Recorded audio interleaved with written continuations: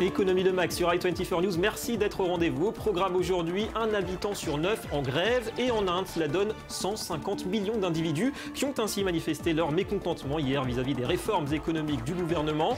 La croissance déçoit, l'emploi ne progresse pas. Après un an de pouvoir, Narendra Modi est-il déjà sous pression? Analyse dans un instant avec Lionel Friedfeld. Et puis on l'aurait presque oublié, la Grèce, grande animatrice du début de l'été, a laissé la Chine accaparer l'attention des marchés.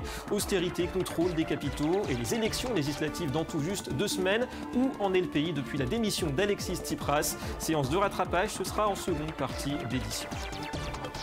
Voilà pour le sommaire, soyez les bienvenus. On commence, avant d'y revenir, par le tour du monde de l'actu éco. En France d'abord, journée de mobilisation, une fois de plus, pour les agriculteurs qui sont arrivés à Paris ce matin. 1400 tracteurs répartis en 6 convois pour exprimer la colère et la détresse d'une filière paysanne durement touchée récemment par la crise laitière avec la fin des quotas, la crise porcine, sans oublier l'embargo russe sur la viande européenne. Et face à la chute constante de leurs revenus, les paysans réclament des aides et dénoncent la guerre des prix dans la grande distribution qui tire vers le bas toute la chaîne de production. Donc aujourd'hui on va à Paris parce qu'on n'est pas content, on en a ras-le-bol. Nous on veut des prix rémunérateurs, le juste prix pour nous. Et puis on veut aussi la baisse des charges. C'est quand même important que la France reste un grand pays agricole et que ce ne soit pas l'Allemagne qui nous passe devant. Avec concurrence féroce en Europe et cette annonce à la mi-journée de Manuel Valls, une rallonge pour les aides aux agriculteurs qui sont portées à 3 milliards d'euros sur 3 ans. On notera également les chiffres du chômage en France publiés par l'INSEE ce jeudi avec un taux qui s'est stabilisé au 2e trimestre à 10% de la population active en métropole. Et toujours sur le vieux continent, le Conseil des gouverneurs de la Banque centrale européenne se réunissait à Francfort aujourd'hui. La BCE qui maintient inchangé son principal taux directeur à 0,05%. Mario Draghi, son président, a par ailleurs indiqué que le programme de rachat d'actifs se déroulait de manière satisfaisante. De quoi combler sans doute le FMI qui plaidait hier en faveur du maintien des politiques monétaires accommodantes en Europe comme aux États-Unis pour contrer bien sûr les effets du ralentissement chinois.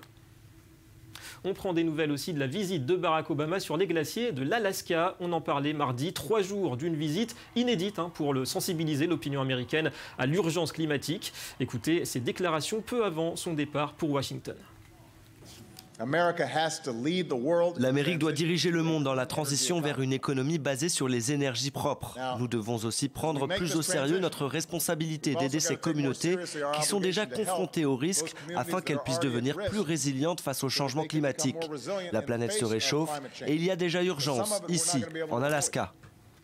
Au Mexique, l'heure est à l'austérité budgétaire. Dans son adresse à la nation hier, le président est revenu sur les plaies du pays, violence, corruption. Et à mi-mandat, Enrique Peña Nieto fait face lui aussi à la baisse des cours du pétrole qui plombe les recettes et les prévisions de croissance. Il promet malgré tout de ne pas toucher aux impôts. Le Mexique avait 3 options face à l'absence de revenus publics. La première consistait à augmenter les impôts, nous ne le voulons pas. Pour générer des emplois, les entreprises et les ménages ont besoin de certitudes fiscales. Et je donne ma parole aux Mexicains, il n'y aura ni nouveaux impôts, ni hausse des impôts existants. Le gouvernement est engagé à un budget d'austérité. Et je le répète, il doit se serrer la ceinture. Nous allons faire plus avec moins et investir là où c'est le mieux pour les Mexicains. Et puis en Israël, la Knesset, le Parlement, a approuvé tard dans la nuit le budget de l'État pour 2015-2016 en première lecture sur 3 prévus, montant record 107 milliards de dollars. Un échec du vote dans l'une des 2 prochaines lectures pourrait mettre en péril l'actuelle coalition. 57 députés ont voté pour hier contre 53.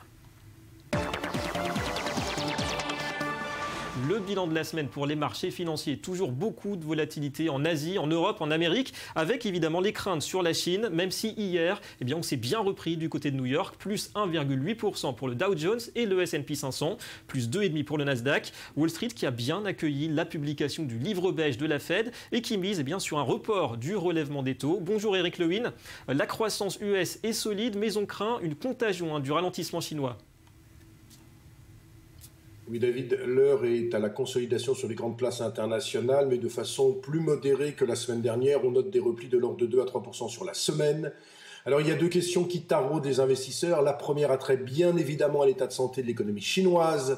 Va-t-on assister à un fort ralentissement de l'économie dans une zone de 2 à 3%? Et puis la deuxième question, c'est bien sûr l'attitude de la Fed.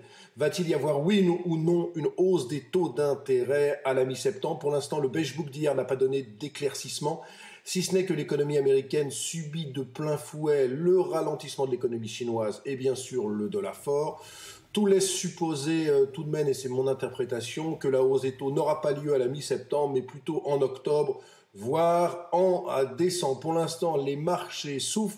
Il faut dire également que la bourse chinoise est fermée jeudi et vendredi pour cause de commémoration de la Seconde Guerre mondiale. Voilà un peu de répit. Bienvenue pour Shanghai. Merci Eric Lewin.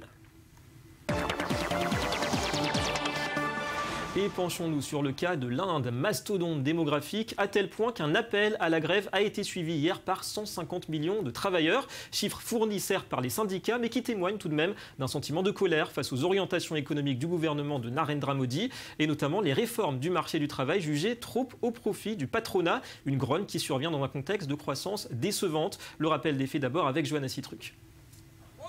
Ils étaient plusieurs millions mercredi dans les rues de New Delhi. Des travailleurs en grève pour protester contre les réformes économiques du gouvernement Modi. Les syndicats redoutent les conséquences de certaines mesures sur l'emploi, comme la simplification des procédures de licenciement ou encore la fermeture de vieilles usines. Une crainte déjà évoquée par le ministre des Finances début juillet. Le pays n'est pas d'humeur à souffrir du chômage, ni de l'insuffisance des équipements de base, du manque d'infrastructures et de gouvernance apathique. À son arrivée au pouvoir, en mai 2014, Narendra Modi avait multiplié les promesses pour redresser l'économie indienne. Mais les résultats ne sont pas à la hauteur des attentes. Entre avril et juin, la croissance a ralenti à 7%, contre 7,5% au trimestre précédent. Près de 30% de la population est considérée comme pauvre.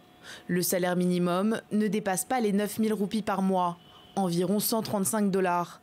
Et surtout, le pays est rongé par la corruption. Un fléau que Modi promettait toujours de combattre en août dernier. Je veux réaffirmer que ce pays sera débarrassé de la corruption. Nous pouvons nous en débarrasser, nous devons commencer par les plus hauts échelons. Mais Narendra Modi n'a pas dit son dernier mot. Car s'il souhaite éradiquer la corruption et mettre fin à une bureaucratie compliquée, c'est pour atteindre un objectif bien précis, attirer les investisseurs étrangers. De l'argent pour financer notamment ces nouvelles infrastructures. L'Inde doit devenir un pays où il est extrêmement facile et simple de faire des affaires. Et nous devons agir en tant que faciliteurs et catalyseurs. Nous devons les soutenir pour qu'ils investissent en Inde.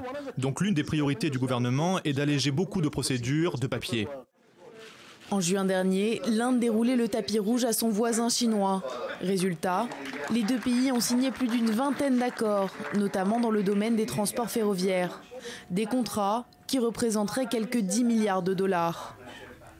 C'est l'avenir de l'Inde qui passe par la coopération avec son voisin chinois et l'afflux de capitaux étrangers. On accueille Lionel Filsrel. Bonjour Lionel. Bonjour David. Analyste financier. Alors on vient de voir la plus grosse démonstration de force anti-Modi peut-être depuis son arrivée au pouvoir. Qu'en est-il? On pensait qu'il allait remettre l'économie sur les rails. Qu'en est-il après un an de pouvoir maintenant?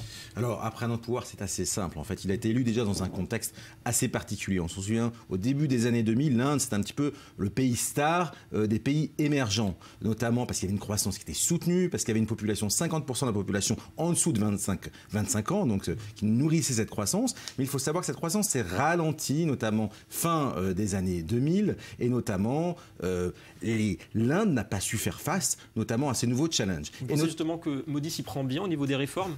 Alors effectivement, Modi est arrivé en fait en 2014. Le peuple l'a élu avec beaucoup d'espoir, justement en faisant des réformes. C'est un homme qu'on sait proche notamment du patronat indien. Ces réformes ont été faites mi-figue, mi-raisin. Premièrement, les points assez négatifs, c'est qu'il n'a pas su notamment en termes de fiscalité remettre appel à la fiscalité indienne. Il a simplement baissé le taux d'impôt sur des sociétés, notamment cette baisse va être étalée sur 4 ans. Il a effectivement promu une espèce de nouvelle politique pour les investisseurs étrangers, notamment avec ce Make in India, cas, c'est-à-dire qu'il incite les investisseurs étrangers à investir en Inde, et ça c'est vraiment positif. Maintenant, il y a des points négatifs, notamment sur les réformes du système de santé, et ça a une implication globalement sur l'économie en Inde. Oui, il y a beaucoup de chantiers. On a vu d'Europe, 7% de croissance, on le disait, ça paraît énorme, mais en Inde, c'est à peine suffisant pour créer de l'emploi, et surtout les jeunes. On sait qu'il y a chaque année 15 millions de jeunes qui entrent sur le marché du travail. C'est ça le vrai défi pour Modi, selon vous? Effectivement, le défi, c'est un défi notamment de réformer l'Inde, l'économie indienne de façon structurelle. Premièrement, c'est un défi social, car avec la problématique qu'il y a dans les castes en Inde, tous les individus ne sont pas libres. Il n'y a pas des entrepreneurs qui peuvent entreprendre librement. Et donc, véritablement, ça bloque le pays. Alors, certes, aujourd'hui, en Inde, il y a des grands groupes industriels. On peut parler de Tata Consulting, qui est notamment spécialisé dans l'outsourcing, HCL Technologies, dans l'informatique, dans l'outsourcing. Ouais. Effectivement, ce sont des grosses sociétés industrielles également, comme Reliance Industries, mais également des groupes comme Mittal, mais il n'y a pas énormément une myriade de PME qui arrivent à délivrer de la croissance. Vous pensez que c'est un pays qui attire encore l'investissement? On dit jeune, qualifie aussi la main-d'œuvre. Alors, ça attire l'investissement, mais pas comme la Chine. Parce que la Chine, en fait, quand a réformé la Chine et ses politiques économiques depuis les années 80, ce sont des grandes directions qui ont été données par l'organe politique. En fait, l'État a aidé des entreprises nationales à exporter sur les marchés aux États-Unis, en Europe, ou puis en Asie. En Inde, c'est beaucoup plus difficile aujourd'hui. Il y a énormément de grandes entreprises, mais véritablement, la croissance, en tout cas, cette année, le FMI dit que 2016 sera l'année de l'Inde, car on attend depuis longtemps que l'Inde puisse rejoindre la Chine. L'Inde, aujourd'hui, simplement, est le 3e PIB mondial et de 7,6 milliards de dollars. La Chine a quasiment 2 fois plus de PIB que l'Inde. Donc l'Inde qui s'en sort bien parmi les BRICS. Merci beaucoup, Lionel Fritzel, pour ces éclaircissements. Allez, on change de continent, on va parler de la Grèce. Ça faisait longtemps, il faut le dire, la crise chinoise et même les attentes autour de la Fed l'ont clairement relégué au second plan de l'actualité. Pourtant, il s'en passe des choses depuis la démission du Premier ministre Alexis Tsipras il y a 2 semaines, mais pas forcément positives. Vous allez le voir, à commencer par la paralysie de l'activité minée par l'austérité et le contrôle des capitaux. Le commerce est en berne, comme nous le démontre Anthony Lesme. Les ventes au détail ont reculé de près de 13% en Grèce ces 3 derniers mois. Les pertes pour les mois de juillet et août sont évaluées à plus d'1 milliard d'euros par rapport à l'année dernière. L'activité est grippée par un été pour le moins mouvementé. Nous avons eu une combinaison d'événements au cours des derniers mois qui ont causé bien des perturbations sur le marché. Nous avons commencé avec le référendum, nous avons continué avec la fermeture des banques, nous avons eu le contrôle des capitaux, puis nous avons eu un nouveau protocole et maintenant nous avons la période préélectorale. Ces 5 facteurs sont la pire combinaison pour le marché grec. Même la prolongation des soldes n'y a rien fait. Ce bijoutier du centre d'Athènes avoue avoir du mal à joindre les deux bouts. Et l'horizon lui semble bouché malgré les élections anticipées du 20 septembre prochain. Tout cela était prévisible et avec les élections à venir, il semblerait que la situation continue encore d'empirer. Notre seul espoir est qu'à un moment donné, un gouvernement soit élu, peu importe lequel. Il devra prendre des mesures et lentement, le marché pourra retrouver une stabilité. C'est ce que tous les commerçants espèrent. Pour l'heure, les sondages placent le parti Syriza au coude à coude avec les conservateurs. Désorientés par les volte-face de Tsipras, plombés par de nouvelles mesures d'austérité, les électeurs indécis forment un tiers des citoyens. L'avenir est pour l'heure incertain, ce qui n'arrange pas les affaires des commerçants. La situation sur le marché est catastrophique. De tels dommages font que la situation sera difficilement rétablie pour la fin de l'année. Les 86 milliards d'euros obtenus auprès de la Troïka ont empêché la Grèce de plonger dans l'incertitude. Reste à savoir si les politiques d'austérité vont une nouvelle fois plomber la consommation et donc la croissance. Le FMI plaide désormais pour un allègement de la dette. L'Allemagne s'y refuse toujours. Un schéma qui se perpétue et la dégradation qui s'accélère. C'est l'heure du Media Watch. On revient dans cette revue de presse sur la nomination hier de Myriam El Khomri au poste de ministre du Travail en France. Bonjour Joanne Citruc. Bonjour David. On peut le dire, elle n'aura pas la tâche facile. Effectivement, c'est ce que rappelle le Huffington Post. Depuis 1997, 10 ministres du Travail différents se sont succédés et parmi eux, seulement 2 ont un bilan positif. Il y a tout d'abord Martine Aubry pendant son mandat entre 1997 et 2000. Près de 650 000 chômeurs ont retrouvé du travail, un chiffre un petit peu moins élevé mais tout à fait satisfaisant. Environ environ 515 000 lorsque Jean-Louis Borloo était ministre entre 2004 et 2007.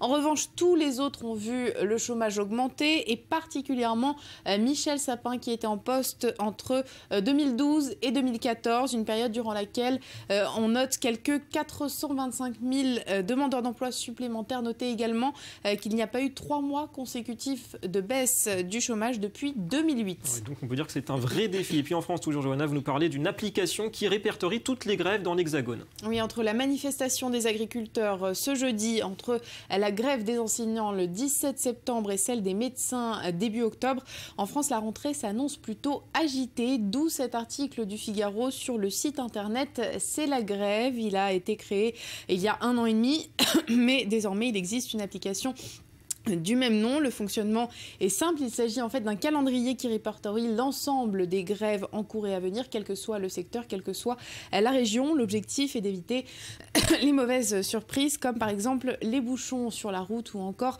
l'absence de certains professionnels. Sachez que la France est le 2e pays européen avec le plus de jours de grève juste après l'Espagne. C'est pas mal et c'est pas très surprenant. Merci beaucoup Johanna et à très bientôt. À bientôt. Voilà, fin de cette édition. Merci à vous d'avoir été avec nous. Économie le Mag revient très vite sur i24 News avec la semaine prochaine l'événement à Tel Aviv, le salon DLD. La suite de vos programmes et de l'info, c'est dans un instant. Restez avec nous.